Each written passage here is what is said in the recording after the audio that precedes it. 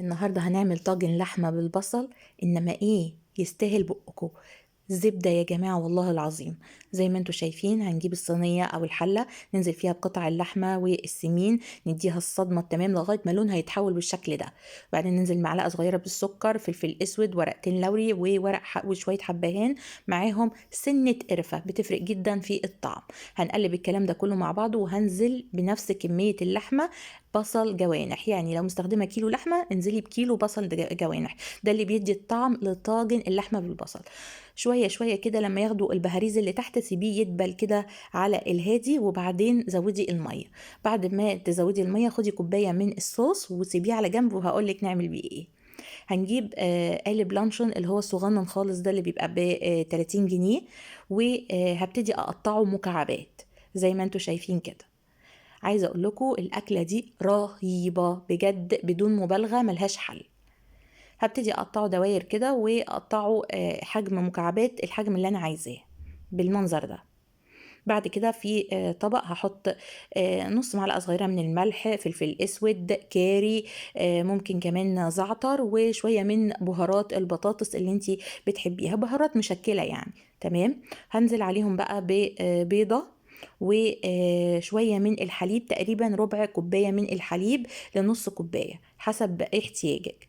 وبعد كده هخلطهم كلهم مع بعض، وانزل فيهم بمكعبات اللانشون اللي احنا عملناها. هخلط الكلام ده كله مع بعض، وانا بخلطه كده حسيت انه لا، القوام بقى سايل قوي، فحطيت معلقه من الدقيق علشان يتقل معايا ويفضل على قطعه اللانشون زي ما انتوا شايفين كده، محتفظ بالتتبيله عليه. في طبق خارجي هحط كوباية من الدقيق وكيس من الفيجيتار أو يعني توابل مبهرة للبقسماط، وهبتدي أحط فيه قطع اللانشون وأغلفها بالمنظر ده. في طاسة على النار هحط بصلاية صغيرة مفرومة ناعم، وابتدي تكون مفرومة ناعم، بس أهم حاجة هقلبها زي ما انتوا شايفين كده واشوحها لغاية ما تطلع ريحتها وتاخد لون ذهبي ظريف. هنزل بمكعب مرقة مطحون، ومعلقة صغيرة من الفلفل الأسود، معلقة صغيرة من الكاري، وهقلب الكلام ده كله مع بعضه. عايزه اقول لكم الطبق انا ببلع ريقي تاني. كوبايه الصوص اللي احنا شلناها بقى من طاجن اللحمه بالبصل، هصفيها كده من اي بصل زياده وارجعه لطاجن اللحمه. وزي ما انتم شايفين كده، ايه رايكم؟ احلى صوص. هنزل فيه بقى بالمكرونه بتاعتي، واقلبها كده تقلبتين، واقفل عليها، وكل شويه اقلب عليها وهي مقفوله كده كده المكرونه مسلوقه. في طاسة تاني على النار هقلي بقى مكعبات اللانشون المبهرة بتاعتي بالمنظر ده لغاية ما تاخد اللون المطلوب، وبعدين اطلعها. مش هتاخد وقت لان كده كده دي حاجة المفروض ان هي بتتاكل كده، لكن انا بس عايزة اديها طعم غني اكتر، فعشان كده حطيتها بالمنظر ده.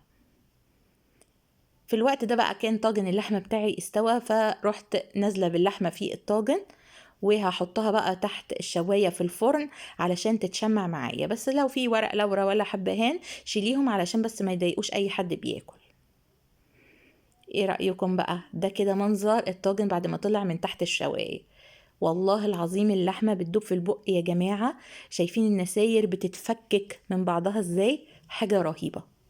طيب بالنسبة لمكعبات اللانشون والمكرونة، هقدمهم بقى بطريقتين. الطريقة الأولى إني أنا بحط المكرونة في الطاجن بالمنظر ده، وأحط فوقيها مكعبات اللانشون بتاعتي اللي أنا قليتها ومقرمشة ومبهرة.